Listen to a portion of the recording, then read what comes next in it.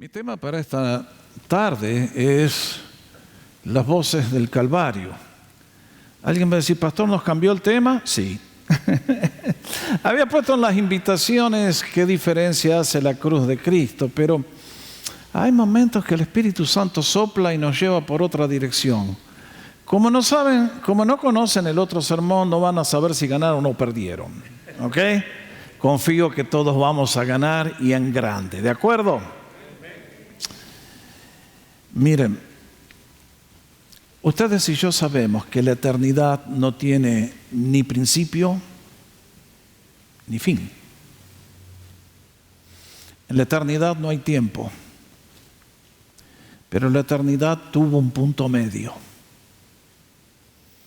Fueron esas 6 horas cuando Cristo colgó de los clavos de la cruz. Esas 6 horas son tan críticamente importantes y decisivas para cada ser humano, porque en ellas se reveló quién es Dios, cómo piensa, cómo siempre, cómo siente, cómo espera que ustedes y yo nos conduzcamos en la vida y qué nos espera del otro lado. Y al mismo tiempo encontramos a la raza humana con toda nuestra manera de pensar y sentir y operar. Y qué contraste notable. Esta cruz dividió la historia en 2 partes, antes y después de ella. Y hasta el día de hoy sigue dividiendo a la raza humana en 2 grandes grupos. Muchos representados por las voces que ya vamos a ver, otros representados por las otras voces. El relato de la cruz, de la crucifixión del Señor, ustedes lo ven, es tan largo, denso, hay tantos detalles para analizar, para ver, que uno se queda asombrado. Por eso en esta noche, mientras leía este párrafo de Mateo 27, me impactaron las distintas voces en el relato. Por eso dije, vamos a analizar a la cruz desde las voces que se escucharon en aquel día histórico allí a las afueras de Jerusalén, porque tienen un mensaje muy contemporáneo para cada uno de nosotros en esta noche que estamos aquí. Quisiera llamar en primer lugar a la voz de Israel. Ustedes y yo la escuchamos clarita en el relato. El pueblo hebreo por años había estado esperando al Mesías, y cuando finalmente el ungido del Señor llegó y demostró que era el Hijo de Dios con milagros portentosos, ministrando nuestra compasión a toda la raza, sanando a nuestros enfermos, haciendo todas las obras de misericordia que hizo, hubo un grupo de personas que lo odiaron. Increíblemente, los que lo tendrían que haber recibido, los que estudiaban las Escrituras para saber cuándo llegaba el Mesías, son los que del comienzo, al ver que su religión se había degenerado y depravado y descendido, fueron los que cuando fueron confrontados por el Señor empezaron a hostilizarle. El conflicto se escaló y finalmente llegó el día decisivo. En este día lograron lo que ellos querían, y es llevar al profeta a la muerte. En sus mentes era un mentiroso. Se atribuyó el ser hijo de Dios y por lo tanto ellos no tenían el poder de mandarlo a la muerte. Eso lo tenían que hacer los romanos. Y es por eso que lo llevan en este caso a encontrar al gobernador que estaba allí. Ustedes y yo encontramos en este relato algo que es escalofriante, espeluznante, horrendo. Allí tienen la cita que leímos hace un instante, que Pilato se da cuenta que esto no es un acusado común. No hay una causa, no hay un crimen por lo cual lo pueden acusar. Saben que es pura envidia y es una patraña, una tramoya. Palabras griegas, ¿las conocen? Y saben que es todo algo, un complot sucio, bajo, degradado. Y se da cuenta, pero se encontró Pilato con esta multitud que como lobos hambrientos vociferaban pidiendo la muerte. Y les dice, ¿qué pues haré con Jesús llamado el Cristo? Y escuchen este grito, la voz de la nación: sea crucificado. Mis hermanos, ustedes y yo alcanzamos a medir el nivel de odio que hay en estas dos palabras. Miren, muchas veces nosotros los humanos por ahí nos enojamos con alguien y le decimos por ahí, pero moriste vos. ¿Alguna vez hizo eso? No, no creo, ustedes son todos ángeles. Pero si yo a usted le dijera, mira, no veo la hora que te maten, ojalá te crucificaran. Ustedes me dirían, Jorge, vos sos un monstruo. Solamente el diablo te pudo hacer salir por tu boca semejantes palabras. Eso es lo que pasó en aquel día. No solamente quería que lo saquen del medio, que se acabe este hombre que nos tiene incómodos, que lo destruyan de la manera más horrenda que un ser humano puede experimentar en esta vida. Si tú tuvieras que morir, ¿elegirías que te crucifiquen? ¿Algún candidato? Ustedes saben que el pueblo hebreo apedreaba. Roma inventó la cruz para los peores criminales, para los enemigos del Estado. Y el proceso duraba días. El Salmo 22 lo describió. Mis huesos se descoyuntan, mi lengua está seca, se ha pegado a mi paladar. Eso es lo que así morían en un espanto total. Y en este caso, el pueblo hebreo, ante la pregunta de Pilatos, dicen, Jesús, que sea crucificado. Pero no quedó allí la cosa. Se puso mucho peor todavía. Pilato intentó por todos los medios de salvarlo. Y finalmente le soltó a Barrabás y probó y no hubo caso. Y en última instancia, cuando Pilato les hace la pregunta final, aquel pueblo contestó con estas palabras que me pregunto si alguna vez midieron el alcance, el impacto, la gravedad, la seriedad de lo que estaban diciendo. Cuando gritaron, su sangre sea sobre nosotros y sobre nuestros hijos. Ah, mis hermanos, esto es grave. Porque ellos están cambiando la vida de un inocente a cambio de la vida de ¿quién? De sus propios hijos y de sus nietos y de toda la descendencia. Vuelvo a preguntar, ¿sabían los hebreos lo que estaban haciendo? Definitivamente que no. Pero mis hermanos, les quiero recordar a todos en esta noche sin excepción que Dios estaba escuchando. Dios tomó nota y Dios pasó factura. ¿Se va a acordar? Esta declaración de los hebreos rige hasta el día de hoy. Pocos años más tarde, 40 años más tarde, Dios envió el juicio que Jerusalén se merecía. Los romanos llegaron, barrieron con el templo, desparramaron a la nación por todo el mundo y hasta el día de hoy, ustedes saben cuánto ha sufrido el pueblo de Israel como consecuencia del rechazo del Mesías. Con esta declaración se colocaron la soga al cuello. Cuando ustedes y yo vemos las fotos del holocausto, es el cumplimiento de esta profecía. Es lo que ellos eligieron.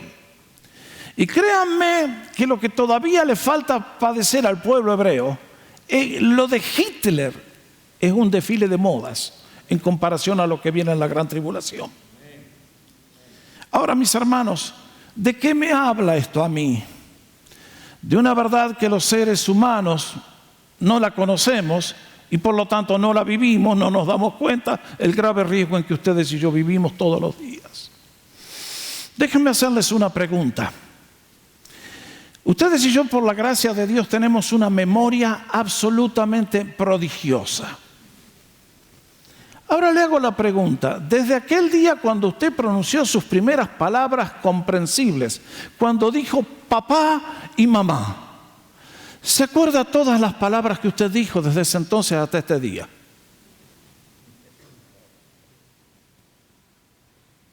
¿Qué pasó? ¿No? ¿Cómo reaccionaríamos si supieran que Dios en sus computadoras tiene grabado cada una de tus palabras que has hablado desde ese día? Tú y yo no las tenemos grabadas, Él sí. Vean lo que dijo el Señor, y esto es lo que a mí me aterra del pueblo hebreo y me aterra de muchas personas en el día de hoy. ¿Qué nos enseñó nuestro Señor? Pero yo les digo que en el día del juicio, los hombres, incluye a las damas también, bienvenidas señoras y señoritas, darán cuenta de toda palabra ociosa que hablen, porque por tus palabras serás justificado y por tus palabras serás. ¿Usted alguna vez habló palabras ociosas? Yo nunca, soy perfecto. ¿Cuántas veces en mi ceguera, en mi ignorancia, dije cosas negativas, destructivas? Tal vez critiqué a alguien injustamente. Tal vez... Y miren, hermanos, la lista de palabras ociosas es interminable. Y el Señor nos dice, por tus palabras ociosas, cada una de ellas, y Él las tiene grabadas a todos, ustedes van a dar cuentas en el juicio. Oh, porque por tus palabras serás justificado o por tus palabras serás condenado. Qué tremendo, ¿eh? Creo que era Churchill que decía, sean mis palabras dulces y amables, no sea que un día me las tenga que comer. ¿Qué mensaje que tiene este párrafo? ¿Cómo ha sido tu modo de hablar últimamente?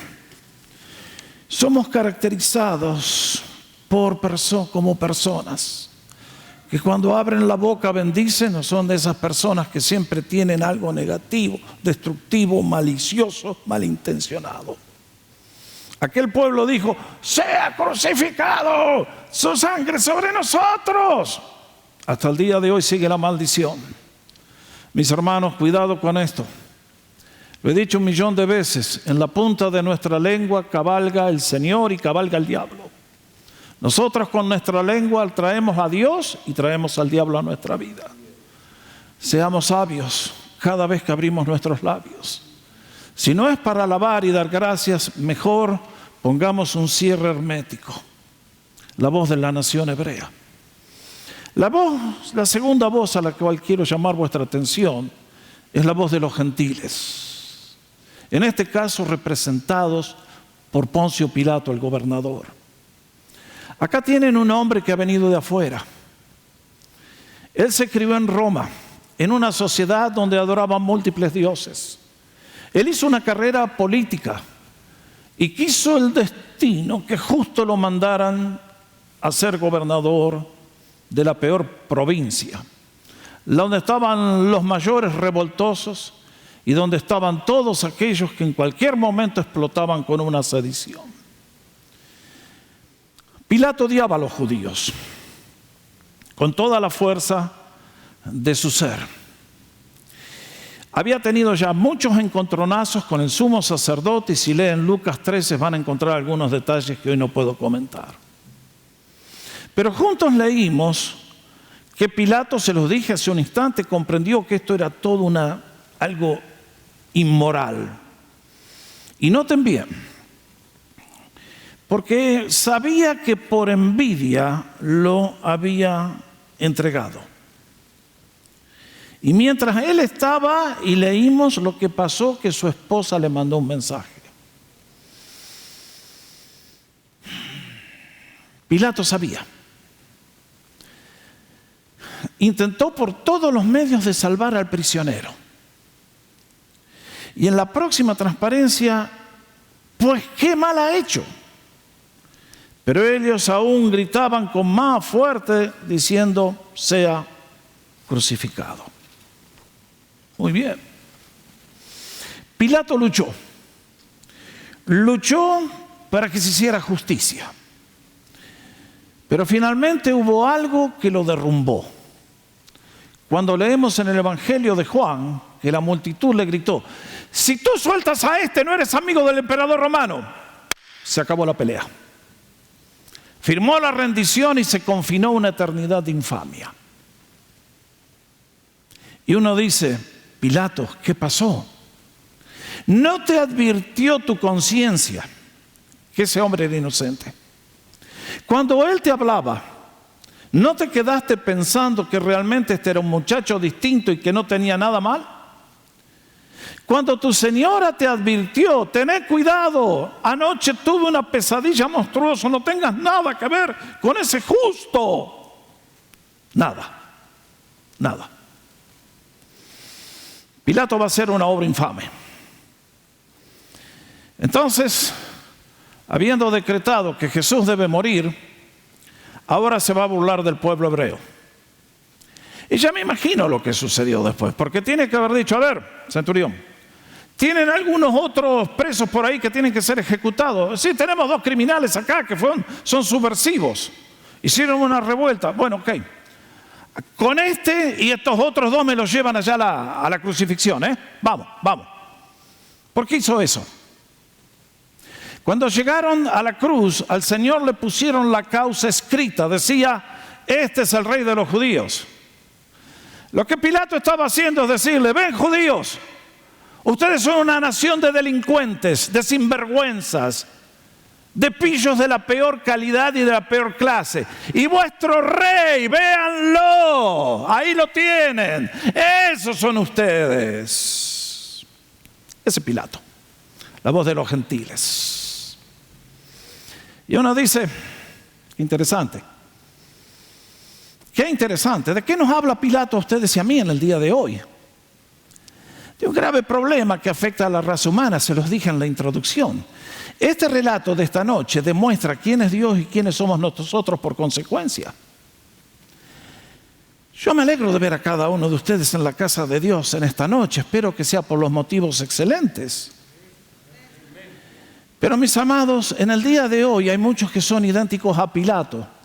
Pilato no puso un clavo en las manos del Señor. Simplemente tomó la decisión y lo mandó a morir. La pregunta que hizo Pilato es la pregunta que tú te tienes que y yo tenemos que hacernos esta noche. ¿Qué voy a hacer con Jesús llamado el Mesías? ¿Se dan cuenta? En el día de hoy hay millones que nos dicen, ¿qué me importa Jesús? Dios, sorry. Si existe, buena suerte. Allá Él, yo acá. En mi vida, yo soy el capitán que tiene el timón de la embarcación. Yo hago con ella lo que quiero. Bueno, damas y caballeros, hay una pregunta que Pilato tuvo que contestar en ese día y la tenemos que contestar todos los que en este día no estamos en la casa de Dios. Porque Disneylandia está más lindo y tuvimos que trabajar y tuvimos que hacer. Es la pregunta de Marcos 8, 36, 37 que nos plantea el Señor. Pues, ¿de qué le sirve al hombre ganar el mundo entero si pierde su alma? Ahí está. Este fue Pilato. ¿Por qué sacrificó su alma Pilato? La mandó a la condenación eterna por su carrera política. Porque no quiso pagar el precio de ser considerado no un amigo del emperador romano, que liberando a este joven se convertía en un enemigo público del imperio romano. Y en el día de hoy, caballeros y damas, son millones, millares los que en el día de hoy sacrifican a Cristo por las razones más espurias e irrazonables. Jesús a la cruz. ¿Qué me importa Jesús? ¿Qué me importa? El único problema es que tú le importas a Jesús. Cada ser humano le importa a Jesús. Él te ha dado la vida. Fuiste hecho a su imagen y semejanza. Por lo tanto, Dios nos considera a cada uno de nosotros responsables de cada una de nuestras palabras, de nuestras acciones y de nuestra mayordomía del tiempo. Pilato nos deja pensando. La tercera voz que escucho destructiva es la voz de la multitud. Y aquí hay 3 grupos, si prestaron atención. Primero, los carne de cañón, la chusma inculta. ¿Qué leemos? Los que pasaban lo insultaban meneando sus cabezas y diciendo, pero tú que derribas el templo y en 3 días lo vuelves a edificar, sálvate a ti mismo.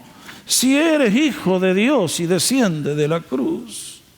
Vean ustedes ¿Quiénes son estos? No tenemos un solo nombre. Son personas de carne y hueso, son personas ciudadanos normales, pero pasan y ya que ven a un pobre desgraciado ahí, qué bravos que somos los humanos cuando el otro está en la cruz y yo estoy sano, ¿no? ¡Oh! ¿Saben quién son estos? Los que en el día de hoy venden el alma y van a gritar cuando les pagan con un choripán y 2 enchiladas. Este grupo existe en el día de hoy todavía. Está en todos nuestros países, está en esta ciudad, están en todas partes. ¿Por qué gritas? No sé, pero me pagaron para que grite. ¿Por qué estás acá? No sé, pero ya que paso insulto. Próximo grupo.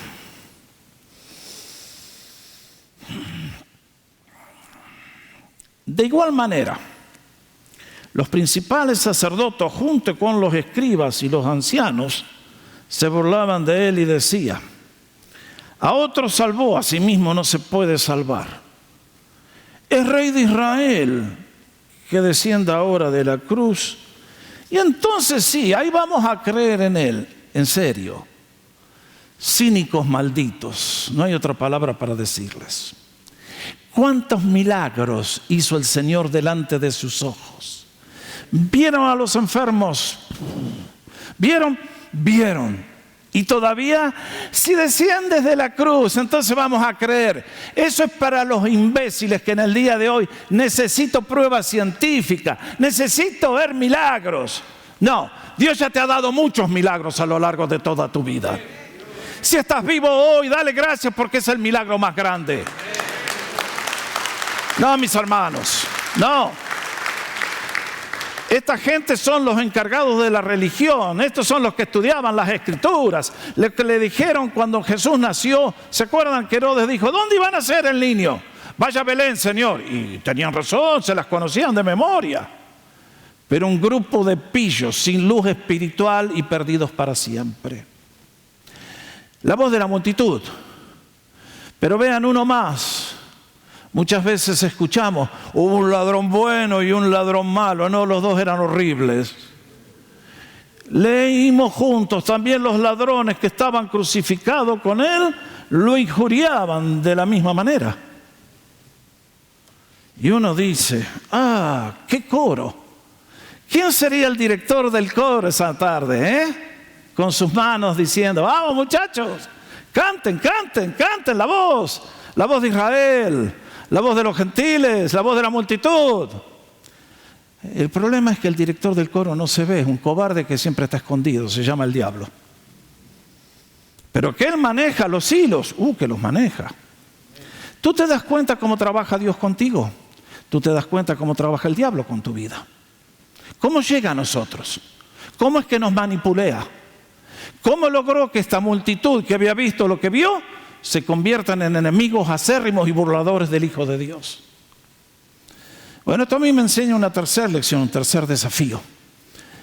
La carta de 1 Pedro nos recuerda: si el justo con dificultad se salva, ¿en dónde aparecerá el impío y el pecador? ¿Podemos contestar esa pregunta? ¿Qué quiso decir con eso de que el justo con dificultad se salva? Yo soy Jorge Oscar Sánchez. Doy gracias que ustedes no me conocen como me conoce el Señor. ¿Por qué? Porque, queridos, todos a los ojos puros de Dios somos un leopardo manchado, imposible de salvarnos. Que el justo con dificultad se salve, se comprende. ¿Por qué estoy aquí esta noche yo? ¿Por qué puedo reclamar que soy salvo y tengo la autoridad para predicar? Porque Cristo me extendió su misericordia, su gracia, su amor, su perdón, su bondad. Yo soy cristiano no porque yo elegí a Dios, sino porque Él me eligió a mí. Y Él, en su misericordia, ha elegido a cada uno de sus hijos. Nadie puede decir: yo era sabio, yo era educado, tenía plata, pude razonar y por eso soy cristiano. No, así no funciona. Si alguien va a ser cristiano es por la misericordia de Dios Y se cumplirá en nuestra vida lo que le dijo el Señor a Pedro cuando hizo la gran confesión. Pedro, bienaventurado eres porque te lo reveló mi Padre que está en los cielos. Nunca lo olvidemos. Pero si el justo con dificultad se salva, la pregunta es, ¿a dónde van a aparecer los impíos y los pecadores? Hace un rato les dije, el Señor escuchó, el Señor tomó notas, el Señor pasó factura. Ese pueblo que gritó, ¡sea crucificado! Los sacerdotes, vuelvo a reiterar, años 70, 40 años más tarde, los romanos entraron. Y vayan a preguntarle los desafíos a cualquiera que me esté escuchando. Vaya a cualquier rabino judío y le pregúntele, ¿ustedes están planeando construir el templo de nuevo, no es cierto? Sí, definitivamente que sí. ¿Y quiénes van a ser los sacerdotes en el templo?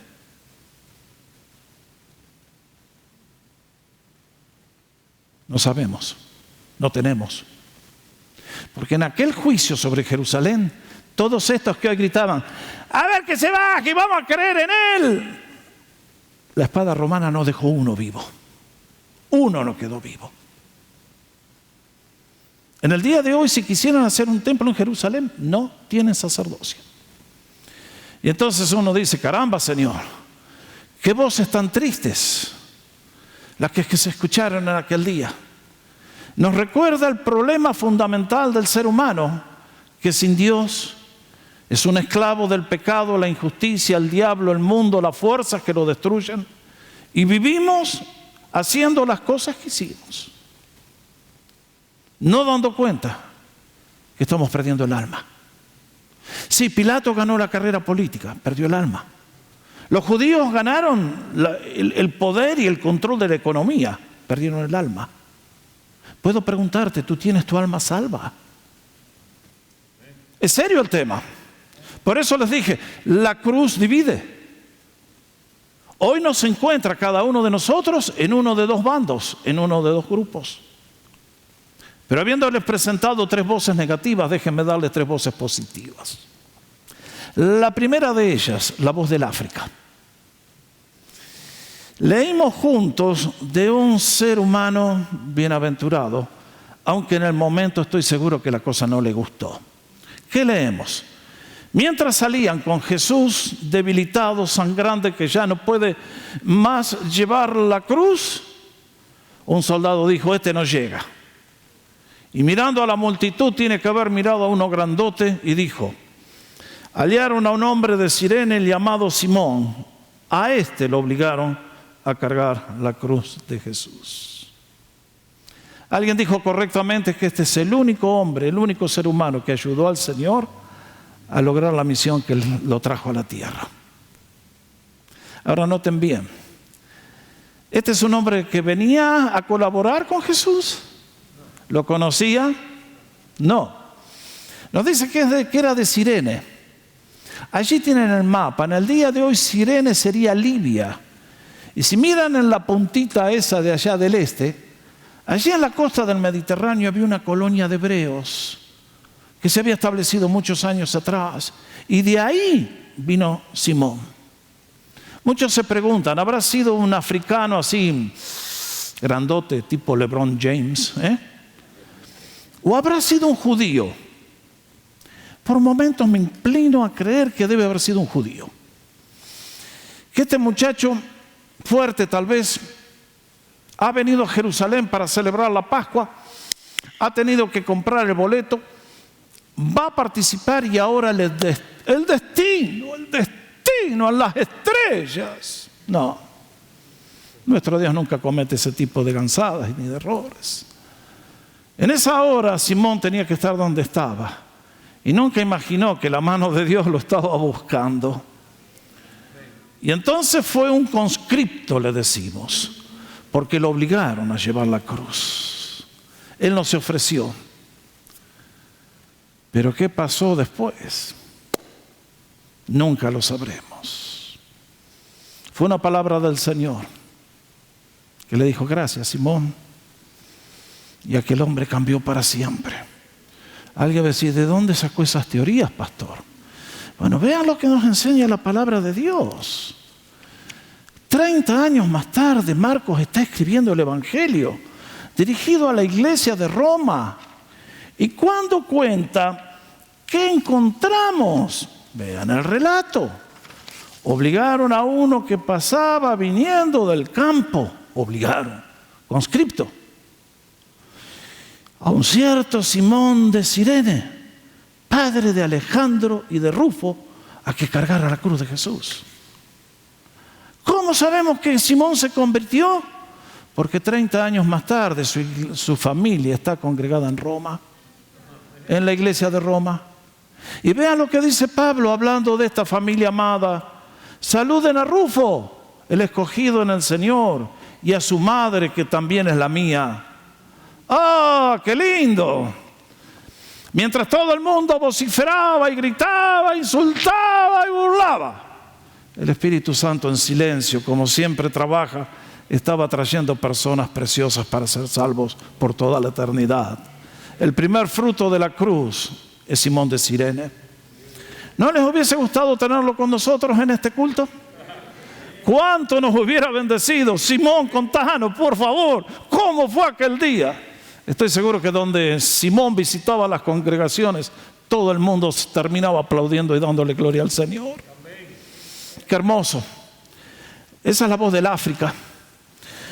Pero quiero también recordarles la voz de la fe. Hace un rato reímos que los dos malhechores a coro también gritaban, pero de repente algo pasó, algo cambió. Invisiblemente otra vez el Espíritu Santo atrapó el corazón de uno de ellos. Y entonces encontramos que mientras todos los demás decían, bájate de la cruz y vamos a creer, este hombre de golpe vio la eternidad y vio lo que nadie podía ver. Y la corona de espinas brilló como si fuera una corona de diademas. Y ese señor bañado en sangre era como si tuviera las ropas más costosas de la realeza. Y en un instante gritó, Jesús, acuérdate de mí cuando vengas en tu reino. Sabía que el Señor volvía. Sabía que la cruz no lo liquidaba. De golpe comprendió posiblemente todas las escrituras que de niño le enseñaron en la sinagoga y que había despreciado, y ahora entendió que el Mesías tenía dos venidas, una para sufrir por nuestros otros pecados y otra cuando volverá como el Mesías glorioso. Y aquel hombre vio lo que los judíos, los líderes, no pudieron ver. Él lo vio y le pidió al Señor, Señor, acuérdate de mí cuando vengas en tu reino. ¿Y qué respuesta recibió? Vean, si Jesús no fuera Dios, nadie podría haber hecho esta promesa. Pero porque Él es quien es, pudo decir, de cierto te digo, en pocas horas vas a estar conmigo en el paraíso. Bendito sea el nombre del Señor. Él tiene poder para salvar hasta lo sumo. Pero hay una tercera voz que también es noble. Es otro que también empezó el día endurecido, encallecida su alma, ciego, pero que terminó el día confesando al Señor. Los soldados romanos no tenían piedad. A ellos se les pagaba para ejecutar una tarea. Otra vez, ¿alguno quisiera aplicar para clavar un hombre a la cruz? No. Esta gente cuando tenían que ejecutar la tarea la hacían, ¿Qué gritos, ni desgarro, ni parientes, ni nada? Ellos tenían una tarea que hacer. Sacaban el martillo, los clavos y si no, pagaban ellos con la vida. Y creo que este centurión romano debe haber llegado a esa posición por ser un hombre que ganó las jinetas, le decimos, en 1000 combates.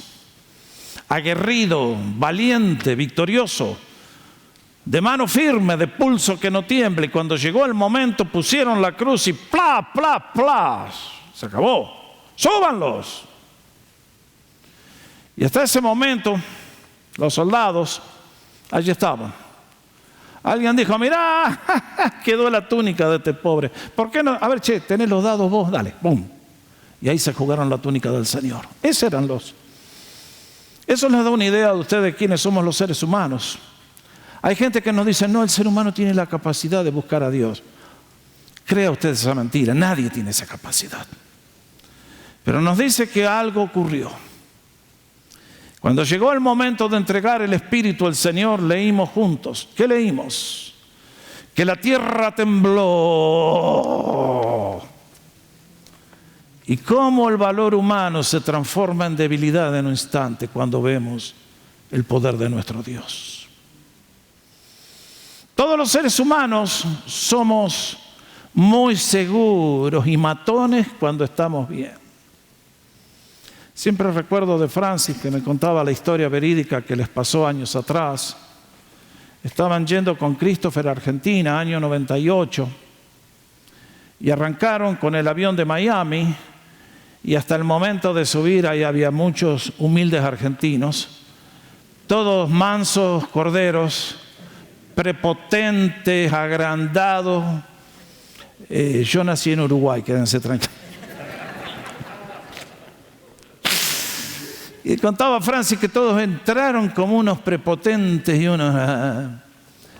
Pero a los pocos minutos el capitán declara la emergencia.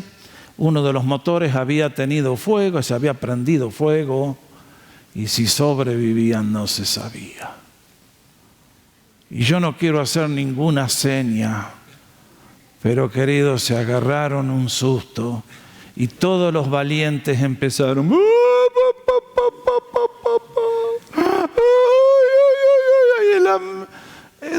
De repente el DC-10 se convirtió en una iglesia, todos llorando. Somos funny los humanos. Somos valientes porque Dios no nos toca el cuerpo, pero el día que Dios te pone el torniquete, enseguida, pastor, venga por mí a orar. Señor, ten misericordia de mí. Mis hermanos. Ay, bendito temor, bendito temor. Cuando el ser humano es atrapado por ese temor reverencial, es un temor bueno. Desgraciado el que no teme a Dios. Bendito el que teme a Dios de la manera correcta. Porque Dios trae bendiciones para él de manera increíble. Y este hombre termina diciendo, verdaderamente, este era el Hijo de Dios. Todo lo que la nación hebrea con sus escrituras no pudo confesar, este hombre lo vio y lo declaró y lo manifestó. Y estemos seguros que allá lo vamos a encontrar en el cielo, este centurión. La voz de alguien que no imaginábamos que era un candidato a la bendición y lo llegó a ser, porque así es la gracia de Dios. Y concluyo con la última voz, y es la voz del amor infinito, la voz de nuestro amado Señor. ¿Quién más? ¿Quién más que Él? Me llama la atención que Mateo no quiso dejar ni una de las 7 palabras que el Señor pronunció en la cruz. ¿Por qué? No tengo la respuesta, el Espíritu Santo sabe por qué. Pero una cosa que me llama la atención es que estoy seguro que la primera palabra de la cruz fue la que comenzó el proceso de conversión. De Simón, de Cirene, del ladrón que se arrepintió, de este centurión. ¿Cuál era esa declaración? Y Jesús decía, Padre, perdónalos, porque no saben lo que hacen. Allí en nuestro sitio hay 7 sermones sobre las palabras de la cruz si los quieren buscar. Lo que me llama la atención a mí es la actitud del Señor. El video que vimos hace un instante lo reflejó muy bien. ¿Harías tú lo que el Señor hizo por gente que lo trató como lo trataron? Pero aquí encontramos el corazón de Dios. Ese corazón que te ama a ti con amor eterno. Ese corazón que está dispuesto a buscarte a ti hasta las llamas del infierno y sacarte y darte vida eterna. Ese corazón para el cual nadie está descalificado de la bendición. Que todos, por más que tengamos un pasado bochornoso, vergonzoso, malo, Dios te invita a venir a la salvación. Y me imagino que cuando el Señor pronunció aquella frase, Padre, perdónalos, porque no saben lo que hacen. El Señor estaba orando. El Señor estaba orando, vimos la cruz, leímos el Salmo 22. ¿Cómo sentía el Señor en esos momentos? Y sin embargo, estoy convencido que el Señor estaba orando. ¿Por quiénes?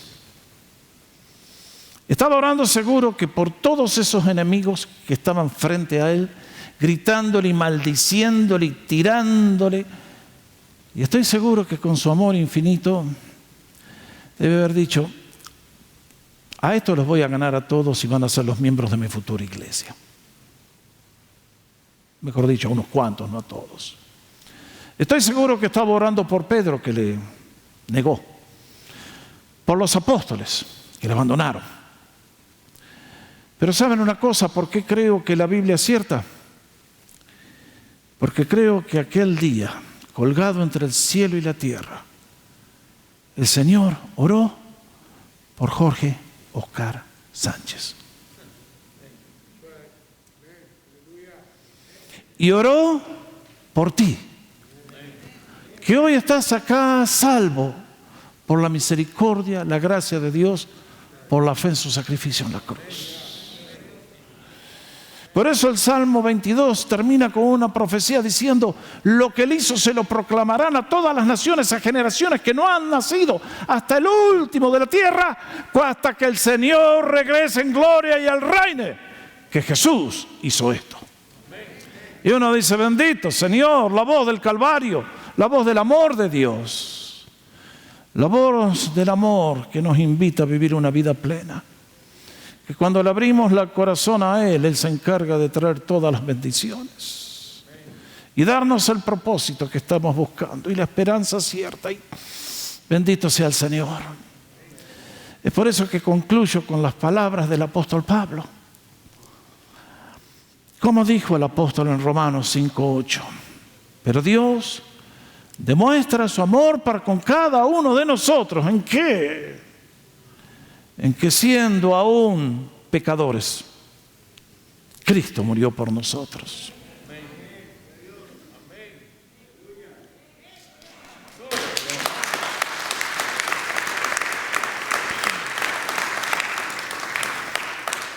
Mis hermanos, cada uno de estos términos, siendo aún pecadores. ¿Saben una cosa? Nosotros somos pecadores por elección. Y cuando alguien toma el camino del pecado, cada vez se hace más pecador. Cuando alguien toma el camino de la avaricia, cada vez se hace más avaro. Cuando alguien toma el camino de el desorden sexual, cada vez se hace más depravado y degenerado. Así es el pecado. Así se enceguece a los humanos. Cada vez vamos más abajo. Y cada uno de nosotros, la Biblia no nos dice que somos santos. En que siendo aún pecadores, enemigos, declarados como aquellos que gritaban y gritaban, Cristo estuvo dispuesto a morir por ti y por mí. Y mis hermanos, hace unos domingos atrás les hablaba del valor de la sangre. Al pueblo judío le dijo: veré la sangre y pasaré de ustedes en aquella primera Pascua. Y ahora en esta última Pascua,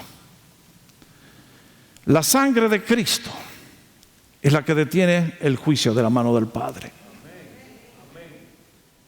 Aquel pueblo tenía que colocar la sangre en la puerta para que cuando pasara el ángel fueran perdonados.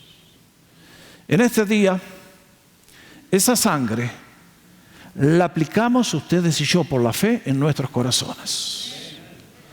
Cuando le decimos al Señor: sí, Señor, comprendo que sin tu sangre derramada, that's it, no hay más esperanza, no hay más salvación. Pero te doy gracias que en el día de hoy, mientras el sol brilló y ahora la luna llena, como en aquella noche de luna llena, en este día, la sangre de Cristo nos limpia de todo pecado. Y bendito sea que podemos predicar al mundo que grita: la voz de la nación hebrea, la voz de los gentiles, la voz de la multitud. Que hay una voz mejor. Es la voz del Hijo de Dios que dice: te amo, di mi vida por ti. ¿Me vas a recibir? ¿Me vas a aceptar? ¿Me vas a traer a tu vida? ¿Vas a vivir para darme gracias y glorificarme? ¿Cuál es nuestra decisión? Mi deseo es que todos en esta noche podamos decir con el centurión: verdaderamente, este es Hijo de Dios. Porque de esa confesión vienen todas las bendiciones. Nos ponemos de pie para orar.